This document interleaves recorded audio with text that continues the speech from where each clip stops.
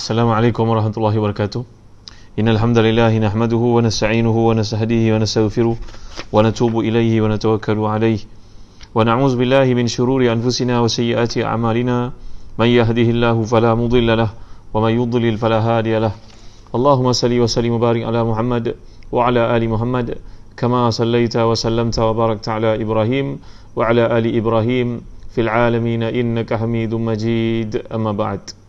Al-Musalan, sahabat saya Anwar, Aisyah, Yad Abdullah, Izzuddin, dan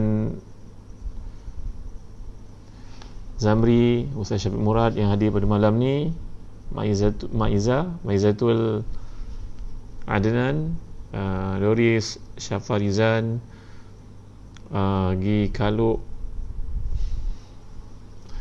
Salimah Sami'un, Nurita Ahmad, Hafizah Jazuri, top fan kita, Jana Yusof dan semua yang hadir pada malam yang mulia ni. Isya Aziz, malam wukuf kita tuan-tuan yang rahmati dan dikasihi Allah. Alhamdulillah saya sempat untuk mengulas sedikit tentang keperluan kita untuk memahami kelebihan hari wukuf Arafah pada hujung kuliah nanti insya-Allah.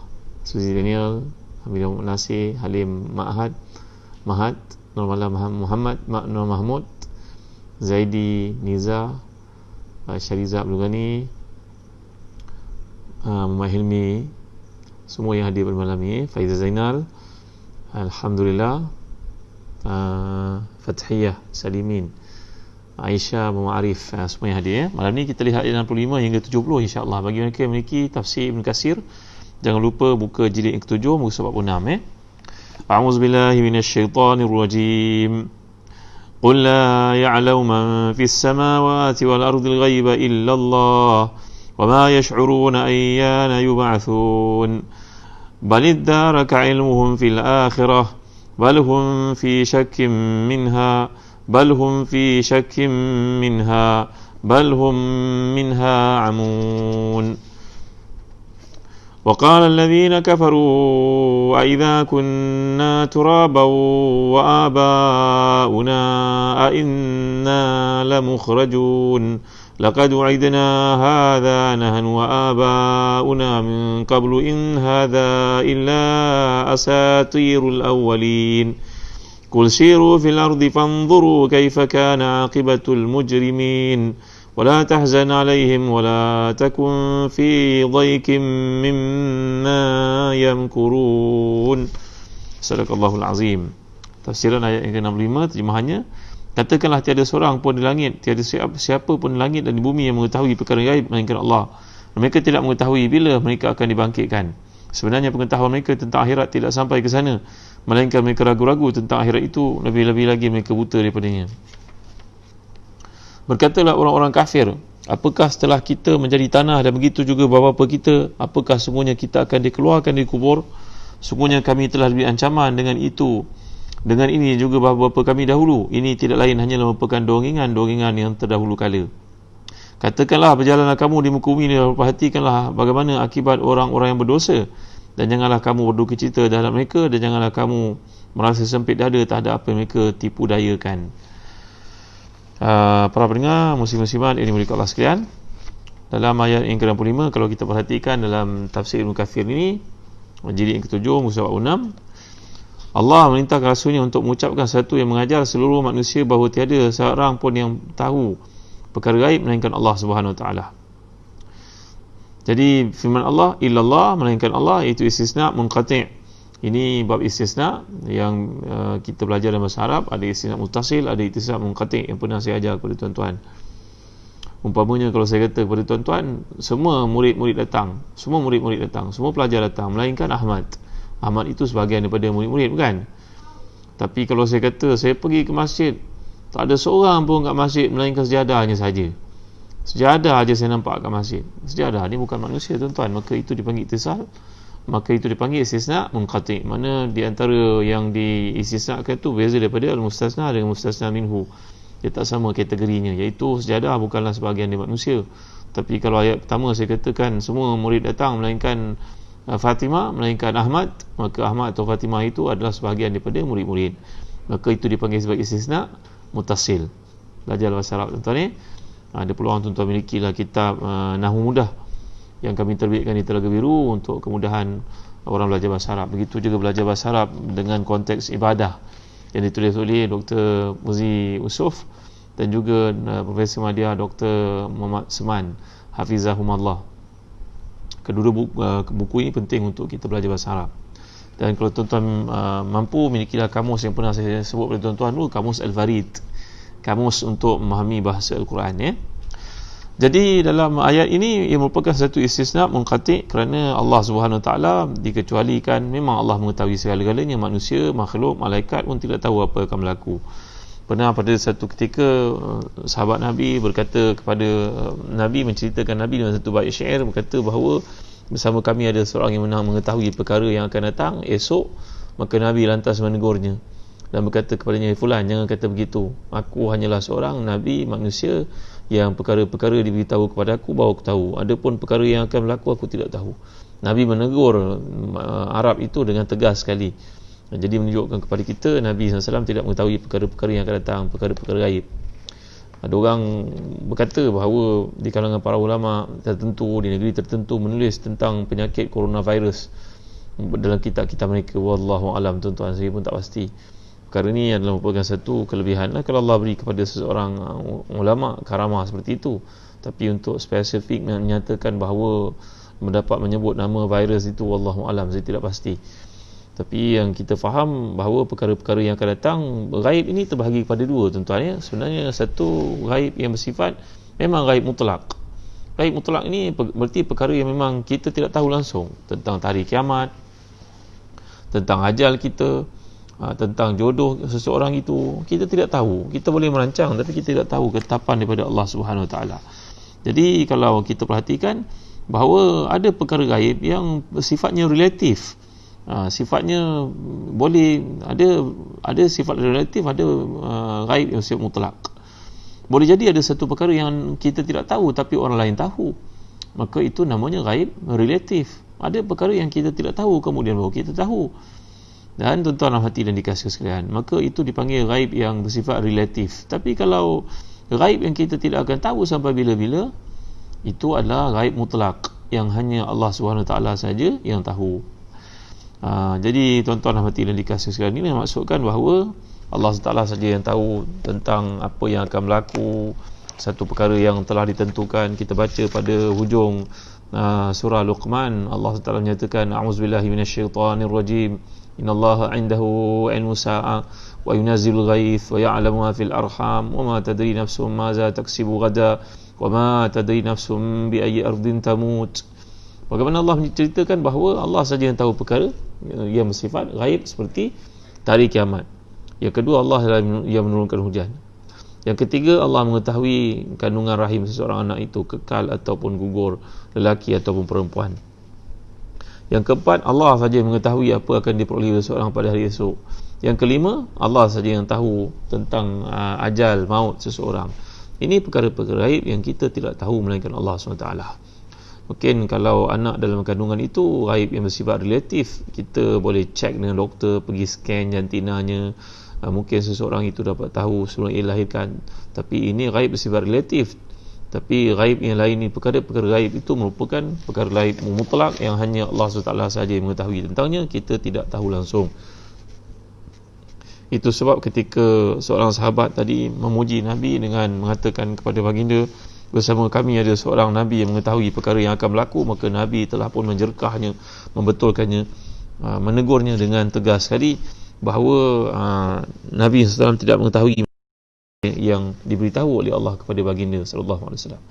Itu sebab dalam satu hadis riwayat Muslim, man za'ama anna Nabi sallallahu alaihi wasallam ya'lamu ma yakunu fi ghadin faqad a'zama al-firya 'ala Allah, li'anna Allah yaqul qul la ya'lamu al-ghaiba qul la ya'lamu man fis samawati wal ardi al-ghaiba illa Allah.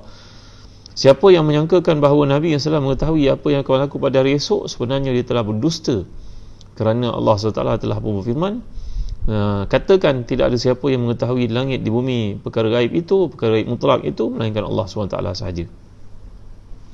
Jadi muslim-muslimat dalam hati dan dikasih sekalian, dalam ayat yang kita bincangkan ni, Allah Taala menyatakan balidaraka ilmuhum fil akhirah balhum fi syakki minha balhum minha amun, bahawa si kafir ini pengetahuannya tentang hari akhirat itu tidak sampai ke sana, melainkan mereka ragu-ragu tentang akhirat. Lebih-lebih lagi mereka buta padanya. Kalau kita belajar bahasa Arab, inilah kelebihan bahasa Arab kalau kita perhatikan perkataan idaraka, ia asal dari perkataan adraka, kata para ulama tafsir. Jadi ada yang memahami perkataan balidaraka ilmuhum, yang dalam ayat ini balidaraka ilmuhum, idaraka ini datang dari perkataan tadaraka, kemudian berlaku idgham di situ jadi daraka, idaraka. Jadi idaraka ini mempunyai banyak maksud. Ini bahasa Arab merupakan bahasa yang kaya dan luas. Kita melihat kepada konteks ayat, ia merujuk kepada makna berkurang ataupun habis, dan dalam masa yang sama ia juga merujuk kepada makna sempurna. Itu sebab kalau kita belajar dalam hadis, ada satu kitab namanya Mustadrak, Al-Mustadrak ala Sahihaini. Ada beberapa orang ulama yang menulis dalam kitab hadis yang mereka namakan sebagai Mustadrak. Mustadrak ni maknanya mereka menampung ataupun menampal ataupun menambah apa yang terdapat dalam hadis-hadis sahih riwayat Bukhari Muslim yang tidak disebut oleh mereka, padahal perawi-perawi itu disebut oleh Imam Bukhari dan juga Muslim sebagai orang yang siqah. Tapi kenapa hadis-hadis riwayat mereka yang lain tidak diterima oleh dua orang ulama hadis ini? Maka juhud, effort yang dilakukan oleh para ulama hadis dalam bidang hadis ini, contohnya Al-Imam Al-Hakim An-Naisaburi menulis satu kitab hadis bertajuk Al-Mustadrak ala Sahihaini, iaitu pada beliau berijtihad hadis-hadis ini sebenarnya layak dimuatkan dalam kitab hadis sahih Bukhari dan juga Muslim. Tapi mengapa Imam Bukhari dan juga Muslim tidak masukkannya? Jadi makna istadraka ni, daraka maknanya menyempurnakan. Macam mana maksud ni tuan-tuan ni? Ni nak kena faham, tuan-tuan dengar baik apa yang saya jelaskan. Yang disebut yang pertama sekali, makna idaraka ini berarti habis ataupun kurang.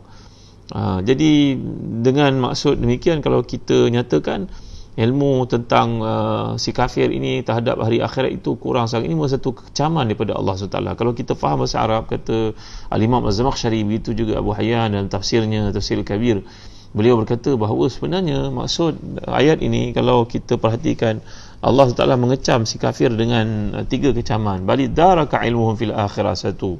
Balhum fi syakki minha, dua. Balhum minha amun, tiga. Jadi dalam ayat ini, kata Al-Imam Az-Zamakhsyari, itu je Abu Hayyan, ini merujuk kepada satu kecaman Allah, bahawa terbantutnya ilmu si kafir ini kerana hidupnya yang berpoya-poya dan berlumba-lumba mengejar nafsu syahwat dan keduniaan itu, lalu pintu hatinya telah tertutup. Maka akibat daripada tertutup itu, Allah hukum mereka dengan tiga musibah, tiga perkara. Yang pertama, kata Imam Zamakhsyari dalam Kasyaf, dalam kitabnya, mengatakan bahawa bila Allah menceritakan, yang pertama sekali Allah mengatakan kepada kita tentang si kafir ini, balidaraka ilmuhum fil akhirah, sebenarnya ilmu akhirat mereka memang tak ada langsung. Itu makna idaraka yang pertama yang telah saya jelaskan tadi. Balhum fi syakki minha, yang kedua mereka itu ragu-ragu. Yang ketiga, balhum minha amun, dan mereka itu sebenarnya buta mata hati mereka, tak boleh berfikir.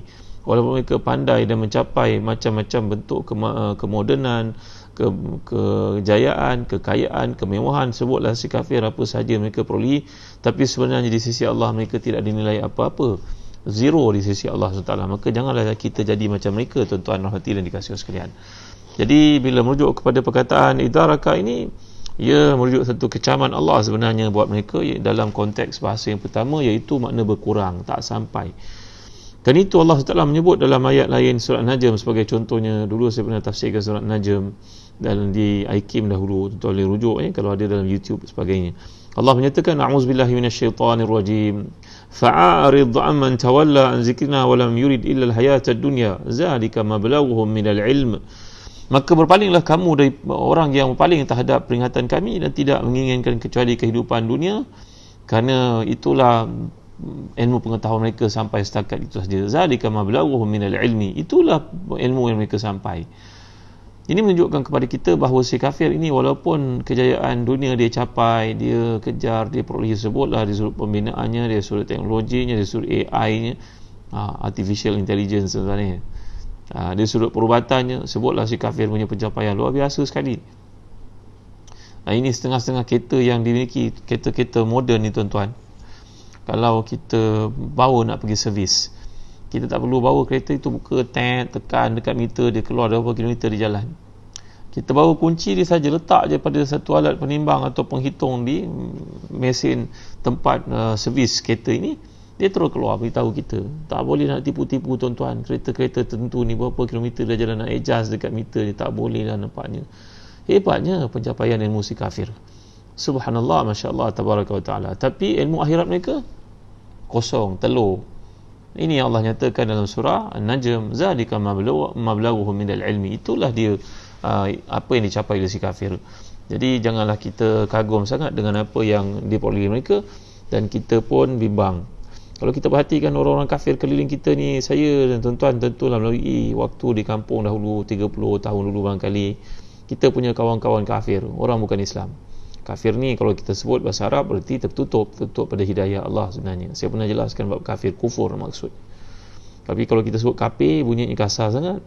Macam orang sebut mu'allaf. Mu'allaf ini makna dijenakkan hatinya. Tapi kalau sebut mu'allab, bunyi pi, dah buruk sangat bunyinya tuan-tuan. Maka inilah perbezaan perkataan dari sudut bahasa yang kita bawa ke dalam bahasa kita, budaya kita, maka jadi buruk sangat konotasinya. Kalau dulu kita punya kawan yang bukan Islam, di kalangan Hindu ke, Buddhis ke, mereka ni dekat dengan kita. Sebahagian mereka boleh baca Al-Fatihah dengan baik, sebahagiannya boleh ucap syahadah dengan baik, sebahagiannya sembahyang bersama kita, sebahagiannya makan bersama kita, sebahagiannya baba nyonya kalau kat Melaka tu tak makan, melainkan apa yang Melayu makan.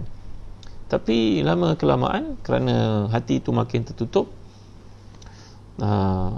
fatala alaihimul amadu faqasat qulubuhum, seperti Allah jelaskan surah Al-Hadid, masa berlalu kerana banyak sangat kemewahan dan juga syahwat itu dipenuhi, maka hati itu makin jauh, makin tertutup. Ini juga salah satu maksud balidara ka'ilhum fil akhirah. Makin hari makin berjalan makin kurang. Ibarat macam kita jalan naiki kereta, minyak makin kurang, tidak kita isi, tidak kita tampung. Maka kita bimbang di kalangan orang Islam juga, bila tidak ada usaha, tidak ada ikhtiar untuk menyuburkan iman, maka mereka juga akan jadi seperti si kafir. Balidara ka'ilhum fil akhirah. Maka makin hari makin dia terkesan daripada persahabatannya, pergaulannya dengan si kafir, maka dia pun berfikir kod orang kafir.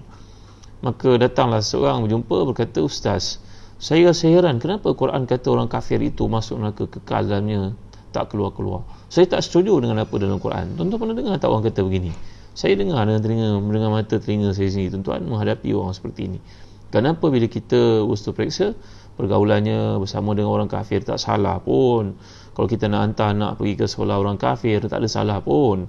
Tapi hendaklah kita pantau makannya, pergaulannya, dan beritahu kepadanya bahawa kita, dunia ni adalah bukan tujuan, dia adalah keperluan, dia bukan tujuan.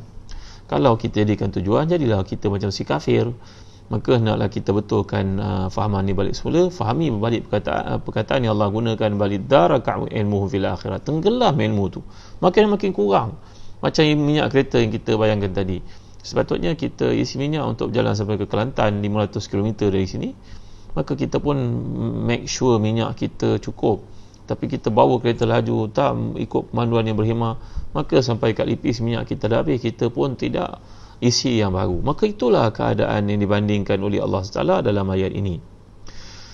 Muslimin muslimat, para pendengar, pencinta tafsir yang dimuliakan Allah sekalian, saya sukalah perkataan yang tuan-tuan gunakan ni. Sahabat ahli syurga, sahabat pencinta tafsir, terima kasihlah. Banyak vocabs baru yang saya dengar daripada perempuan ni, tuan-tuan Juliana, Puan Juliana, Rahimi Abidin, semua yang hadir dalam kuliah tafsir saya ni. Mudah-mudahan kita dapatlah bertemu satu masa nanti. Kita doakan Ustaz Syafiq Murad, isterinya segera sembuh, dan masalah yang yang dialami itu dapat diatasi oleh pakar-pakar, doktor-doktor. Mudah bagi saya untuk bersalin, insya-Allah.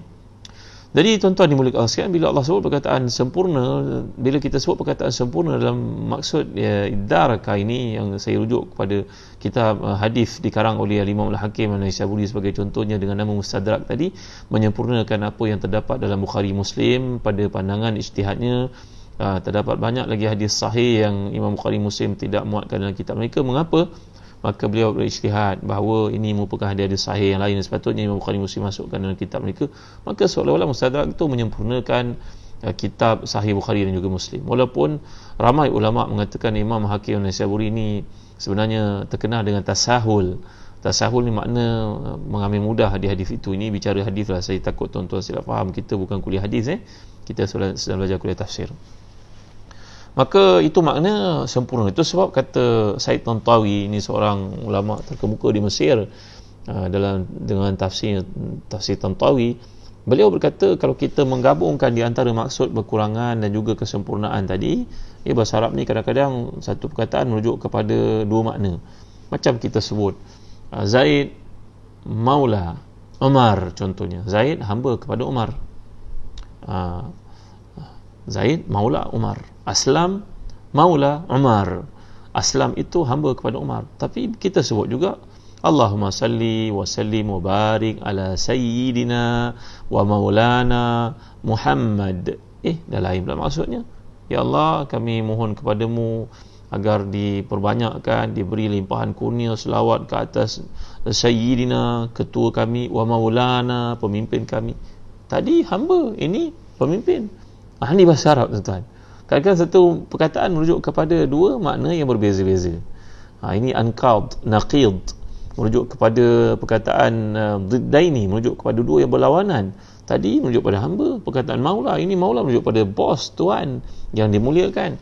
Jadi kita kena faham konteks ayat dalam bahasa Arab. Kalau kita faham konteks ayat, kita tahu automatik ini maksud hamba ke, ini maksud tuan ke.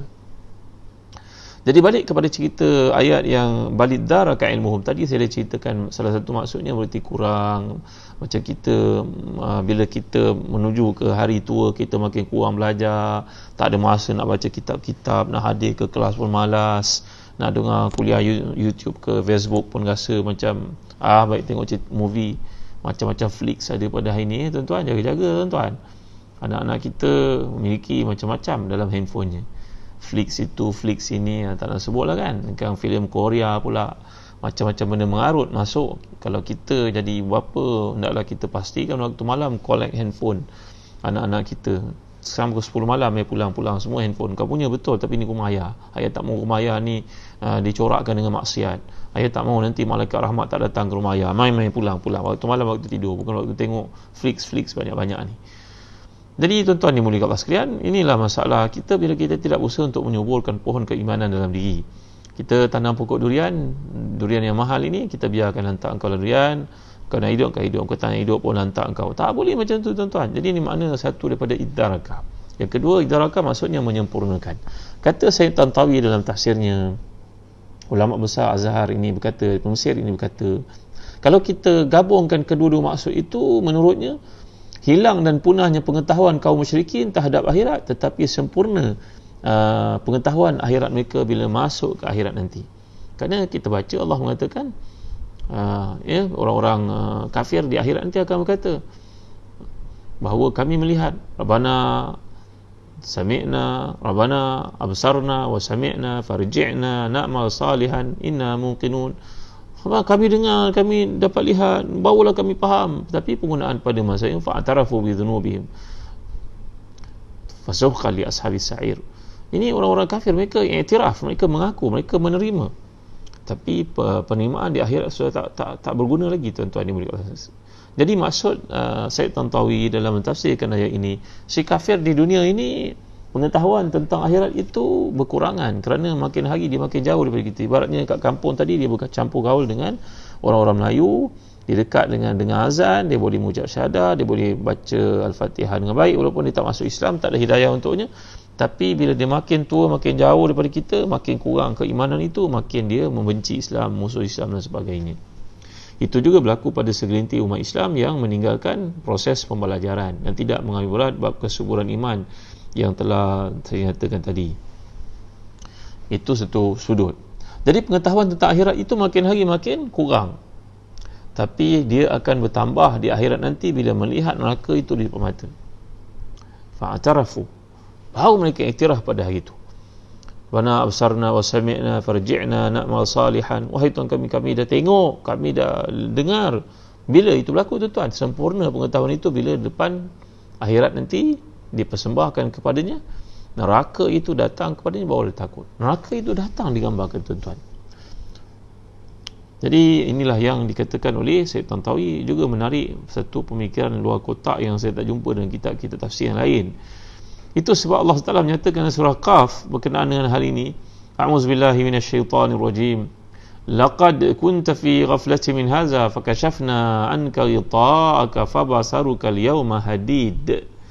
Apakah maksud ayat ini, tuan-tuan? Sungguhnya engkau dahulu berada dalam keadaan lalai, maka kami singkapkan darimu tutup matamu, dan penglihatan kamu pada hari ini adalah tajam. Ya, laqad kunta fi ghaflatin min hadza fakashafna anka ghita'aka fabasaruka al-yawma hadid. Dulu masa kat dunia engkau buta, sekarang kami buka selaput itu, engkau lihat dengan betul apa yang engkau nafikan semasa di dunia dahulu. Jadi kata Syed Tantawi, ayat ini menterjemahkan atau mentafsirkan ayat yang kita bincangkan tadi berkenaan dengan balidaraka ilmuhum fil akhirah, balhum fi syakki minha balhum minha amun. Jadi kecaman ataupun ancaman Allah kepada si kafir ini berlaku dalam 3 variasi yang telah kita jelaskan tadi, seperti dikatakan oleh Imam Az-Zamakhsyari, begitu juga Abu Hayyan. Jadi Tahir Ibn Ashur, seorang ahli tafsir yang terkemuka dari Tunisia, dan tafsirnya bertajuk Tahrir wa Tanwir, berkata bahawa idaraka ini asalnya dari perkataan tadaraka, bermula daripada kata adarak, iaitu berarti menyusul, mengikut, macam saya gambarkan tadi, mustadrak. Jadi asal perkataan ini menunjukkan kepada adanya dua pihak, masing-masing menjadi subjek dan objek. Maka di sini kata alim ini, kata ulama tafsir ini, ada 2 kemungkinan. Yang pertama, dalam pengetahuan mereka saling sambung menyambung, iaitu pengetahuan generasi masa kini bersambung dengan pengetahuan generasi yang lalu, dengan kepercayaan-kepercayaan karut yang mereka ikuti datuk nenek moyang itu. Kemudian makna kedua adalah dalam erti bercampur aduk, kerana saling susul menyusul, saling bertemu, bercampur dengan fahaman-fahaman yang salah itu, akhirnya mereka memberontak dan menolak Islam. Si kafir ni kadang-kadang dia mempunyai matlamat juga di akhirat, dia fikir juga ada akhirat. Tapi untuk pengetahuan tuan-tuan, Islam punya penjelasan tentang akhirat, perjalanan kita lah ada paling sempurna, tuan-tuan, paling sempurna. Cuba panggil seorang Kristian, seorang Hindu, seorang Buddhis, tanya pada dia, ada tak perjalanan akhirat? Cuba cerita pada kami, dia punya road map dia sebelum masuk syurga tu, apa benda satu persatu, cuba cerita. Akhirat ini, tuan-tuan, untuk pengetahuan tuan-tuan, dibawakan oleh Allah sentiasa dalam benak orang beriman, supaya orang beriman tahu engkau kat dunia tak niaya, engkau cuba buat yang terbaik, engkau ditipu, engkau kena tahu bahawa ada bahagian di sisi Allah di akhirat. Engkau baik pada orang walaupun orang menganiaya engkau, dalam istilah-istilah yang kadang orang gunakan bahasa-bahasa yang kasar. Kamu baik pada dia, tapi dia nak sebut pun tak apa kena lah, tuan-tuan ya. Tapi orang nanti nampak macam geram sangat pula. Kamu baik pada orang, tapi orang membalas buruk pada kamu. Jangan risau, ada akhirat. Kamu rasa kamu teraniaya kamu, jangan risau, ada akhirat. Kamu pergi mahkamah, kamu kalah kes kamu walaupun kamu betul, jangan risau, ada akhirat. Seumpamalah, tuan-tuan, saya kata Dr. Ratib Nabulsi membahaskan ini dengan satu tamsilan yang menarik. Anak kita belajar kat universiti, dia nak jadi doktor. Kita pujuk dia, berkata kepada dia, nak belajar doktor ni susah, nak belajar susah, bayarnya mahal, besok jadi doktor susah tau, nak kerja posting itu mungkin masa sampai setahun, tak nak juga kerja, nak juga belajar jadi doktor, belajarnya susah. Ketika orang lain semua enjoy pergi sinema, orang lain semua bersembang-sembang, orang berpelesiran, lelaki perempuan, pak mak dia duduk membaca. Ketika orang hujung-hujung minggu pergi jalan sana jalan sini, dia duduk membaca.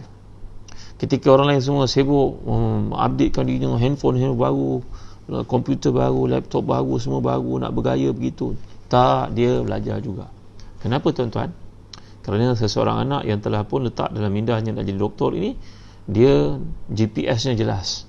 Macam mana pun aku doktor juga, engkau cakap apa pun aku tak peduli, doktor juga aku punya target. Engkau ceritalah apa, aku tak peduli. Jadi orang seperti ini, tuan-tuan, kalau kita bandingkan dalam kehidupan, dalam cerita bab akhirat, dalam cerita bab kereta akhirat yang diaktifkan ni, mana berarti orang seperti ini sentiasa melihat akhirat. Kau cerita apa pun aku akhirat, aku takut, aku buat dunia ni aku boleh lebih kurang, tapi akhirat aku tak mau lebih kurang. Akhirat aku kena spend masa betul-betul. Ya, besok merupakan hari wukuf. Para ulama telah pun mentarjihkan, mengatakan bahawa kelebihan wukuf ini bukan terletak pada tempatnya, itu satu kelebihan tak dinafikan, Arafah. Tapi mereka mengatakan merujuk kepada hadis-hadis Nabi bahawa hari wukuf itu tidak tertakluk kepada tempat semata-mata, ia merujuk pada waktu. Maka kita cubalah untuk memanfaatkannya dengan sebaik mungkin, tuan-tuan. Ini bercerita tentang akhirat. Jadi orang yang GPS akhiratnya, kalkulator akhiratnya diaktifkan, dia nampak tujuan akhiratnya, dia sentiasa akan berusaha untuk menambah nilai di sisi Allah. Seperti kata para ulama, tuan-tuan, kalau nak difahamkan dengan mudah, tuan-tuan, para ulama berkata, contohnya guru kami Syekh Dr. Ali Nur Ali Salman Qudha ketika bercerita dahulu tentang seseorang yang cinta bab dunia, tamakkan dunia, dalam nilai transaction dia walaupun 10% pun dia boleh bergaduh, tuan-tuan. Pernah tuan-tuan tengok di bank seorang bukan Islam, orang bukan Islam ataupun orang Islam yang tamakkan dunia, 10% pun dia bergaduh dengan pegawai bank tu. Transactionnya macam mana dia mengeribu 10%, dia duduk hentam, marah, tombok meja dan sebagainya kat situ. Kenapa, tuan-tuan? Dia kaya ke dengan 10% tu, tuan? Agak kalau jutawan 10% tu bagi kesan ke kepada dia? Tak, kan? Maka demikian juga orang yang cintakan akhirat, sedikit perkara pun baginya penting untuk dilakukan. Seperti kisah Imam Abu Daud, ya, yang memiliki Sunan Abi Daud yang terkemuka itu, imam hadis yang hebat ini belajar hadis dan mengamalkannya. Dia mendengar seorang bersin di seberang sungai itu, di seberang sungai. Maka dia pun mengambil kesempatan untuk sewa sebuah bot, pergi ke seberang sana dan bertanya kepada orang bersin itu, "Fulan, tadi kau bersin, kau ucap Alhamdulillah tak?" Jawapannya, "Aku ucap ya Alhamdulillah." Sekarang aku ucap ya Yarhamukallah." Masya Allah, tabaraka wa ta'ala, la ilaha illallah. Apa nilai ya Yarhamukallah ni, tuan-tuan? Dia sampai boleh sewa bot untuk pergi menyeberang ke sana dengan tujuan untuk memastikan orang itu mengucap Alhamdulillah, untuk dijawab ya Yarhamukallah, kerana bagi dia itu nilai akhirat. Macam orang yang tamakkan dunia tadi, 10% itu penting baginya walaupun hakikat tak memberi apa-apa penambahan pada kekayaan yang dia ada. Demikian juga orang untuk akhirat pun dia mengejar seperti itu. Jadi saya nak bagi tuan-tuan faham kata Dr. Ratib Nabulsi dan tafsirnya, tadabbur ayatul Quran, tafsir beliau yang hebat itu. Dia berkata bahawa orang-orang beriman ini destinasi akhiratnya begitu jelas. Dia mandu keretanya, GPS-nya jelas, dia tahu mana dia nak pergi. Walaupun dia berhenti sekejap kat RNR, dia akan balik semula atas highway dan tahu tempat dia pergi. Dia target pukul apa dia nak sampai, berapa minyak yang dia akan konsum, kat mana dia akan minum, kat mana dia akan lelapkan mata sekejap. Bagi dia penting kerana dia mempunyai satu target. Dia takut dia mati sebelum menyempurnakan target itu, tuan-tuan. Sebaliknya, orang yang keliru akhirat ni seperti si kafir, dia tak nampak ni semua. Dia infak, tapi infaknya untuk popular, untuk famous. Kerana dia ada CSR, nanti dia boleh dapat tax exemption. Kita jangan jadi macam orang kafir lah, tuan-tuan. Kerana kita ni punya akhirat. Jadi segala benda yang kita buat, pastikan untuk cari redha Allah. Itu yang jadi keutamaan. Jadi terlanjur cerita tentang destinasi akhirat yang kita nak tuju ni. Bagi orang-orang saleh, mereka berebut-rebut untuk pastikan apakah peluang melakukan kebaikan pada hari Arafah yang Nabi kita SAW telah pun bersabda bahawa baginda SAW bersabda dalam hadis sahih, "Ahtasibu 'ala Allah an yukaffira as-sanata allati qablahu wa as-sanata allati ba'dahu." Aku meminta kepada Allah, aku menyangka, aku mendapat tahu, aku beriman, meyakini Allah telah pun menjanjikan untuk orang yang melakukan puasa pada hari Arafah bagi yang tidak buat ibadah haji. Kalau orang itu buat ibadah haji, mereka tidak dituntut untuk berpuasa. Tapi bagi kita yang tidak melakukan ibadah haji, kita amat-amat dituntut untuk puasa, kerana tiada ganjaran puasa lebih besar daripada hari Arafah. Untuk pengetahuan tuan-tuan, iaitulah orang yang puasa pada hari Arafah ini dibagi kepadanya keampunan setahun yang lalu dan setahun yang akan datang. Tak ada ibadah puasa yang dilakukan oleh seseorang dapat 2 tahun ganjaran. Kita puasa 6 bulan Syawal, itu pun dijanjikan oleh Rasulullah SAW, siapa puasa Ramadan sempurna, puasa 6 hari Syawal, baginya puasa setahun. Tapi orang puasa 1 hari Arafah ini, Nabi SAW telah bersabda, dia dapat pahala 2 tahun. 1 hari 2 tahun. Siapa yang tak nak? Melainkan orang yang buta mata akhiratnya saja yang tak nampak. Tapi kalau orang yang ahli akhirat yang nampak ini, ya, aku kena buat, aku kena ajak anak isteri aku kena ingatkan orang keliling aku untuk dapat kelebihan ini. Ni perkara utama yang kita kena buat pada hari esok, tuan-tuan. Malam ni bangun sahur, malam ni bangun tahajud, malam ni bangun baca Quran, baca ayat-ayat terakhir pada surah Ali Imran, baca doa yang telah kita belajar dahulu. Allahumma lakal hamdu anta qayyimus samawati wal ardu wa man fihinna, yang kita telah belajar itu doa ni, tuan-tuan. Kita buka dalam internet pun kita akan jumpa. Dan saya pun menyangkakan doa ni kita pernah belajar dahulu. Ustaz Syafiq Murad pernah buat dalam bentuk puasa yang menarik. Tuan-tuan, lagi apa benda kita nak buat memandangkan kita nak jadi ahli akhirat ni, tuan-tuan, sesuai dengan ayat yang kita bincangkan ni dan berkaitan dengan hari Arafah esok. sembahyanglah pada waktunya. Kalau dapat berjemaah lagi baik, kerana hari ini merupakan hari ibadah yang besar ganjaran di sisi Allah SWT. Yang kedua, tadi yang pertama puasa, yang kedua sembahyang pada waktunya, yang ketiga at-takbir, banyakkan takbir, al-ikthar min takbir, banyakkan takbir. Takbir di sisi ulama ada dua, satu takbir dipanggil muqayyad, satu takbir mutlak. Muqayyad, mulai hari esok kita digalakkan untuk takbir lepas sembahyang subuh. Tak pernah dengar pun, tak pernah dengar, ini masalah orang tak pernah dengar lah. Ini ilmu tahu, kita semua berilmu berdasarkan hadis. Ada orang cakap, tak pernah dengar pun Ustaz. Tak pernah dengar, itu masalah kamu, masalah ilmu ini ada. Engkau tak pernah dengar bukan berarti tak ada, dan kehidupanmu dan pengetahuanmu bukanlah dalil kepada Islam itu untuk ada ataupun tidak. Yang kita kena ikutlah sunnah Nabi SAW, hadis Nabi SAW. Jadi takbir selepas sembahyang bermula esok lepas subuh. Tiap-tiap lepas sembahyang takbir. Allahu Akbar, Allahu Akbar, Allahu Akbar, Allahu Akbar walillahil hamd. Janganlah pertikaikan tuan-tuan, ini hadis yang kita tak amalkan, ini dari sudut adat orang Melayu tak mengamalkan, itu bukan dalil. Dalilnya daripada Quran, daripada hadis. Yang kedua, dia panggil takbir mutlak. Mutlak ni kita banyakkan takbir. Di mana kita pergi, Allahu Akbar, Allahu Akbar. Sahabat Nabi berkata bahawa kami melihat Rasulullah SAW sentiasa bertakbir pada hari-hari yang penting ini, yang Allah Taala turunkan surah khusus menceritakan kelebihannya, surah Al-Fajr. Wal fajr wa layalin ashr wasyafi'i wal watr. Kata al-Imam An-Nawawi, siyamul ayyamil ashar mustahabun bisyiddatin. Kata Imam Nawawi ketika menjelaskan perkara ini, sebenarnya puasa 10 hari yang awal daripada bulan Zulhijjah, maknanya 1 sampai 9 lah. 10 tu kita diharamkan puasa kerana ia hari raya, ini Adha. Tapi ini bab taglib yang kita belajar semalam lah, mana 9 tu dianggap macam 10 lah. Kata Imam Nawawi, puasa pada 9 hari ataupun 10 hari, maksud kata beliau dalam hadis ini merujuk kepada puasa 9 hari tadi, ia adalah sebaik-baik dan sangat-sangat dituntut dalam amalan Nabi SAW. Okey.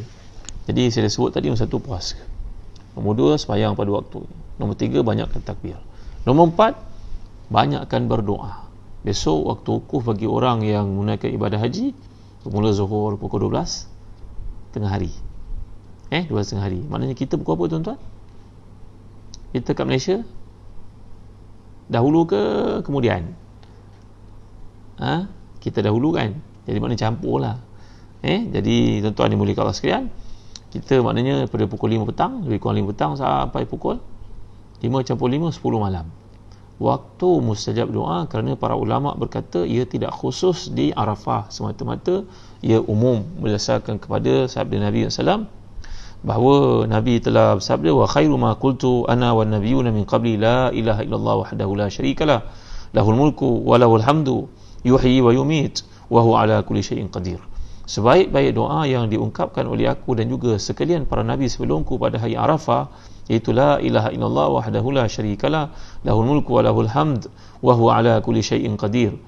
La ilaha illallah wahdahu la syarikalah lahul mulku wa lahul hamd wa huwa ala kulli syai'in qadir. Inilah doa yang paling banyak aku ungkapkan. Doa ini merupakan tasbih, tahlil yang saya telah terangkan kepada tuan-tuan beberapa hari lepas. Kadang-kadang tahlil itu, tapi ia menuntut tahlil. Tahlil ini makna la ilaha illallah. Jadi perkataan la ilaha illallah wahdahu la syarikalah lahul mulku wa lahul hamdu wa huwa ala kulli syai'in qadir, walaupun ia merupakan satu tahlil, tetapi ia merupakan doa kepada Allah Taala, pujian bagi Allah. Sehingga dalam hadis mengatakan Allah berbangga terhadap hamba-hambanya yang banyak berdoa pada hari Arafah ini, dan berkata kepada sekalian malaikatnya, apa benda yang mereka lakukan itu? Maka malaikat akan berkata, wahai Tuhan, mereka sedang minta keampunan kepadamu. Maka Allah berfirman, berilah kepada mereka itu keampunan dan apa saja mereka hajatkan. Allahu Akbar, Masya Allah, Tabaraka wa Ta'ala. Ya Allah, besok mustajab doa di antara 5 petang hingga ke 11 malam lebih kurang. Jadi itu daripada waktu zuhur di Arafah hingga ke waktu maghrib. Kalau mereka daripada waktu 12 tengah hari sampai ke pukul 5 petang lebih kurang. Jadi inilah waktu mustajab doa. Terima kasih Ustaz Syafiq Murad, doa yang telah pun diberikan ni. Ini doa yang paling aula untuk kita amalkan pada hari esok, di samping doa-doa lain yang kita pohonkan kepada Allah Subhanahu Wa Taala. Jadi kata para ulama, waraji anna du'a yaum Arafah 'amun wa laysa khassan biman kana fi Arafah li'anna al-fadla khassun bil yawm wa laysa bil makan. Kata para ulama yang menjelaskan daripada kata Imam Nawawi bahawa sebenarnya rajih dalam mazhab, dalam semua mazhab Islam, dalam mazhab Syafi'i yang kita bincangkan terutamanya, bahawa sebenarnya pengkhususan keutamaan, kemuliaan berdoa dan kemustajabannya berlaku pada hari Arafah bukan disebabkan tempat, tapi adalah kerana disebabkan waktu mustajab doa yang kita kena mohonkan itu. Tuan-tuan dimuliakan Allah sekalian. Jadi minta maaf, ada ramai yang hantar untuk saya onkan kamera, tak sempat, minta maaf tuan-tuan. Jadi yang kelima, kalau kita perhatikan kata para ulama, apakah perkara yang patut kita lakukan pada hari Arafah besok berkenaan dengan ayat menceritakan orang kafir ini buta akhirat, kita orang beriman tak mau jadi buta akhirat, kita nak cari peluang untuk tambah kedudukan kita di akhirat. Yang kelima, kata mereka, banyakkan al-mudawamah al-azkar, khasatan al-baqiyatus salihat. Pada hari esok banyakkan untuk berzikir, dan semulia-mulia zikir seperti yang Allah ajar kepada kita, wal baqiyatus salihatu khairun 'inda rabbika. Al baqiyatus salihat, kata para ulama tafsir, contohnya Imam Ibn Katsir membawakan pandangan daripada Ibn Abbas bahawa al baqiyatus salihah ini benda yang kekal untuk kita selepas kematian adalah banyak mengungkapkan subhanallah walhamdulillah wala ilaha illallah wallahu akbar, subhanallah walhamdulillah wala ilaha illallah wallahu akbar, subhanallah walhamdulillah wala ilaha illallah wallahu akbar. Kemudian yang keenam, kata para ulama lagi, hifzul hawas anil haram, haitsu qala Rasulullah SAW, yaum Arafah hadza yaum man malaka fihi sam'ahu wa basarahu wa lisanahu ghufira lahu. Nabi SAW tersabda dalam satu hadis bahawa ini merupakan hari Arafah. Sesiapa yang menjaga panca inderanya, pendengarannya, penglihatannya, lisannya daripada perkara-perkara yang haram, maka Allah SWT akan beri keampunan untuknya. Hari Arafah khusus, jagalah penglihatan kita daripada melihat benda-benda haram. Orang hantar pada kita WhatsApp ni cukup banyak. Bagi kita yang suka menghantar WhatsApp benda yang bukan-bukan, berhentilah tuan-tuan. Ini bulan haram tuan-tuan. Hantar gambar orang perempuan itu, hantar gambar orang, pada kita lawak, tapi kita buat lawak benda yang derhaka kepada Allah, buat apa tuan-tuan? Ya, ini kadang-kadang berlaku di mana-mana chatting group pun, WhatsApp group mana pun, kita hantar gambar mesej, entah mana-mana perempuan, orang tu pun tak tahu kita hantar gambar dia. La ilaha illallah Muhammad Rasul, dapat dosa kering bulan haram ni. Maka naklah kita berhenti daripada menyampaikan berita-berita fitnah, perli orang, caci orang, bawa cerita-cerita mengumpat, bawa cerita-cerita melaga-lagakan orang. Stop lah tuan-tuan, tolonglah tuan-tuan. Ya, kita dalam WhatsApp group kita, sahabat Ustaz pun janganlah masukkan benda-benda yang bersifat politik, yang boleh mengecam orang. Orang tu kita pun tak tahu betul ke bersalah, kita pun tak payahlah tuan-tuan, tak payah. Ya, bulan-bulan haram ni berhentilah, stoplah daripada buat benda ini, kerana Nabi SAW telah bersabda, yaumu Arafah hadza yauma malaka fihi nafsahu minal haram, man malaka fihi sam'ahu wa basarahu wa lisanahu ghufira lahu. Siapa yang dapat menjaga pendengarannya, penglihatannya, lisannya daripada perkata yang haram, maka diampunkan baginya. Marilah kita cuba buat tuan-tuan.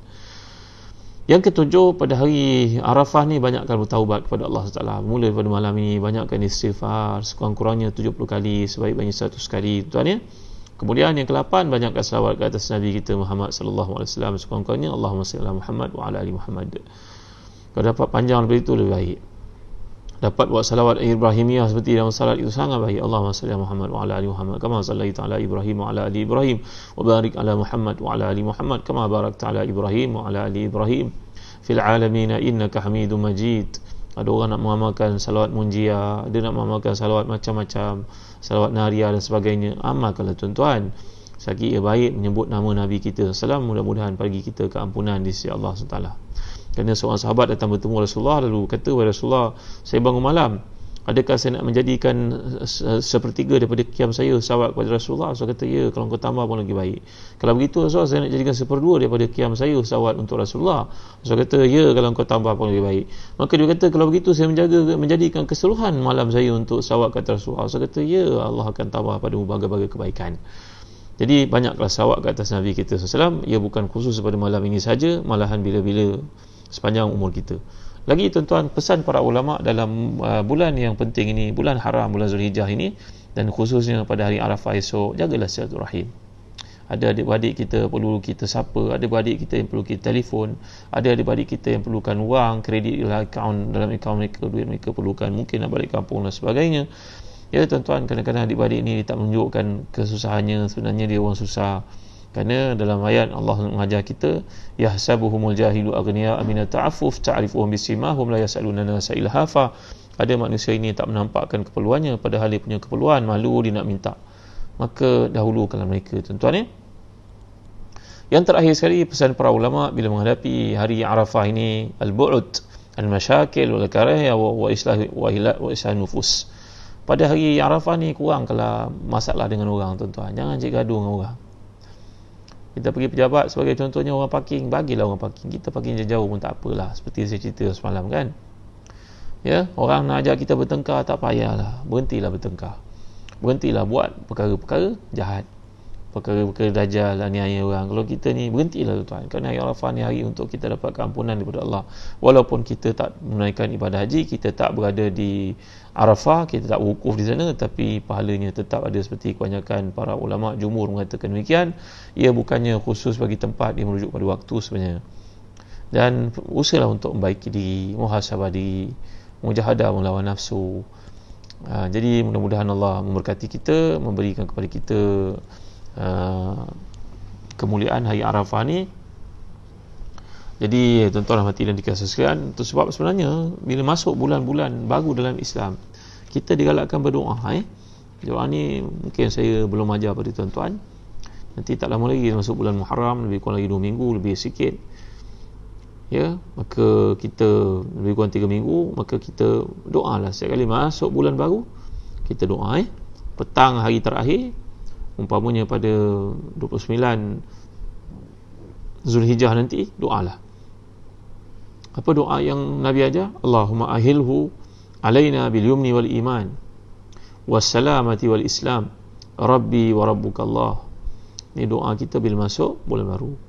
Allahumma ahilhu alaina bil yumni wal iman wassalamati wal islam rabbi wa rabbukallah. Ya, bila masuk bulan baru kita amalkan doa ni. Allahumma ahilhu alaina bil yumni wal iman wassalamati wal islam rabbi wa rabbukallah. Maksudnya Allah, datangkanlah bulan ni kepada kami membawa keberkatan dan keimanan, bersamakan dia melakukan dosa-dosa, dan bawa kepada kami keselamatan dan juga keislaman, mengukuhkan Islam dalam diri kami balik semula. Tuhan aku dan Tuhanmu wahai bulan sabit adalah Allah. Tuhan aku, Tuhan kau wahai bulan sabit adalah Allah. Mudah-mudahan Allah berkati kita pada malam ni dengan sedikit santapan rohani yang telah kita pelajari. Jangan lupa untuk share video ni kepada seramai orang Islam yang kita kenal, sahabat-sahabat kita, orang-orang yang dulu berada di alumni sekolah kita, adik-beradik kita, kawan kerabat dan sebagainya. Tuan-tuan jangan lupa untuk like Facebook Zahazan Travel, Umrah Zahazan, yang bertanggungjawab untuk bagi pendidikan kepada mereka yang pergi travel. Tuan-tuan nak travel, ingatlah Zahazan Travel. Mudah-mudahan lepas PKP ni tuan-tuan nak ke Uzbekistan ke, nak pergi ke Balkan ke, nak pergi ke Baitul Maqdis, nak buat umrah, nak buat haji, nak pergi ke Kundasang, nak pergi ke Aceh, insya-Allah boleh bersama-sama kami. Cuba tuan-tuan lihat dalam Facebook Zahazan Travel dan juga Umrah Zahazan, banyak video yang telah saya kemukakan sana. Mudah-mudahan perjalanan kita menambah iman. Perjalanan kita bukan sekadar hiburan, tapi perjalanan memahami Al-Quran. Perjalanan kita bukan sekadar umrah, tapi umrah penuh tarbiyah. Terima kasih tuan-tuan dan tuan-tuan yang ingin buku-buku untuk anak-anak, kami di Telaga Biru giat menerbitkan buku-buku latihan topikal, math, sains, geografi, sejarah, bahasa Melayu, bahasa Inggeris, bahasa Arab, banyak sekali, Jawi, semua kami terbitkan untuk dari 1 sampai dari 6, tingkatan 1 sampai tingkatan 5. Cikgu-cikgu yang dimuliakan Allah sekalian, ibu bapa yang dimuliakan, kami mendapatkan khidmat nasihat daripada guru-guru pakar, guru-guru cemerlang, jurulatih utama kebangsaan, jurulatih yang menulis untuk kami dalam silibus buku-buku ini, yang silibus terkini yang dapat diperoleh daripada pihak kurikulum Kementerian Pendidikan. Mudah-mudahan tuan-tuan ada peluang untuk berkongsi-kongsi bersama kami, dan ada tuan-tuan ni nak menulis buku-buku sekolah, kami amat mengalu-alukan, kami menanti untuk bersama dengan tuan-tuan. Jadi bagi cikgu-cikgu, tuan-tuan perempuan, jangan kesamping kami tak kala nak beli buku-buku sekolah, kerana kami cuba untuk dapatkan bahan-bahan daripada guru-guru yang terlatih, guru kanan, guru cemerlang, seperti yang saya katakan tadi. Sekian daripada saya, mudah-mudahan ada kebaikan dan kongsian pada malam ni. Dan bagi tuan-tuan yang nak melakukan ibadah akikah, masih lagi dibuka akikah. Kurban kami dah tutup, yang telah kita hantar ke Syria, ke Mekah, ke Sudan. Sekarang ni kita buka untuk akikah, dan guru saya Syekh Haidar dari Hudaidah di Yaman meminta kalau tuan-tuan melakukan akikah, kami bersedia untuk bekerjasama dengan tuan-tuan. Orang-orang Islam di Yaman ditimpa ujian yang besar pada ini, peperangan. Mudah-mudahan kita dapat ringankan beban mereka. Jadi bagi tuan yang minat, tuan-tuan boleh menghubungi Zahazan Travel, CEO-nya Ustaz Faiz, untuk dapatkan detail bagaimana kita boleh bekerjasama untuk melakukan akikah di tempat-tempat ini, termasuk Yaman. Setakat ini saja tuan-tuan, sama-sama dah kita akhiri kuliah pada malam ni dengan berdoa. Moga-moga malam Arafah ni doa kita dimakbulkan oleh Allah SWT. Baik tuan Alhamdulillah Rabbil Alamin, wassalatu wassalamu ala asyrafil anbiya'i wal mursalin sayyidina maulana Muhammadin wa ala alihi wa sahbihi ajma'in. Allahumma ighfir lana dhunubana wa liwalidina warhamhum kama rabbawna shighara, wa li jami'i masyayikhina wa li jami'i ashabil huquq alaina من المسلمين والمسلمات المؤمنين والمؤمنات الأحياء منهم والأموات برحمتك يا أرحم الراحمين. اللهم أحسن عاقبتنا في الأمور كلها وأجرنا من خزي الدنيا وعذاب الآخرة. اللهم إنا نعوذ بك من جهل البلاء ودرك الشقاء وسوء القضاء وشماتة الأعداء. اللهم إنا نعوذ بك من البرص والجنون والجزام من سيء الأسقام. اللهم إنا نعوذ بك من زوال نعمتك وتحول عافيتك وفجاءة نقمتك وجميع سخطك. اللهم أكثر مالنا وولدنا وسع لنا في دارنا وبارك لنا فيما أعطيتنا وأطل حياتنا على طاعتك وأحسن عملنا واغفر لنا. ربنا لا تزيغ قلوبنا بعد إذ هديتنا وهب لنا من لدنك رحمة إنك أنت الوهاب. ربنا آتنا في الدنيا حسنة وفي الآخرة حسنة وقنا عذاب النار. وصلى الله على سيدنا محمد وعلى آله وصحبه وبارك وسلم والحمد لله رب العالمين. تقبل الله منا ومنكم. السلام عليكم ورحمة الله وبركاته.